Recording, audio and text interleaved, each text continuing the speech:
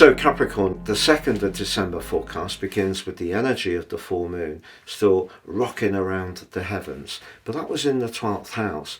The 12th house is a very spiritual area. It's terrific for resting, healing, recuperating, perhaps doing those therapeutic things that we don't always give ourselves permission to embrace. But equally, it does reach into a crunch with your ruler, Saturn, at the heart of this week.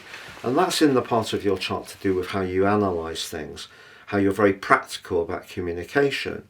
But because Venus in your sign forges such a spiritual link to Neptune, also at the heart of this week, if you can have the confidence to be led by your instincts and not necessarily just your analysis, it will guide you in a safe direction.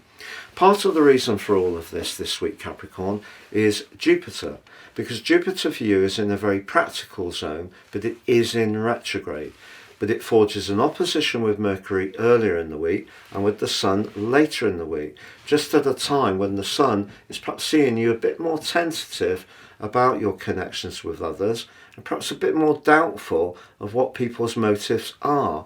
But by Friday's Cazimi with Mercury, I feel that you can have a moment of crystallization where you can just see into a situation in lots of different ways with a lot of visibility. Then on Saturday, Venus moves out of your sign and into Aquarius and bonds with Pluto. There could be a significant piece of financial news as this week draws to a close, which can really please you. Because if we wind back to the start of the week and the coattails of that new moon, Mars, the planet of passion, is in the part of your chart to do with intense desires. But it can be where you invest, but it can be where you get more devoted or closer, but it also can be where you break free. So just depending on your situation, the 12th house can see you withdraw and protect, or it can see you get in touch with that more spiritual dimension and be guided.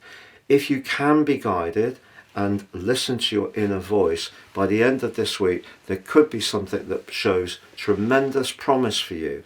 And over the next 3 or 4 weeks, there may be an improvement in your income that delights you. But also, Neptune ends along a retrograde.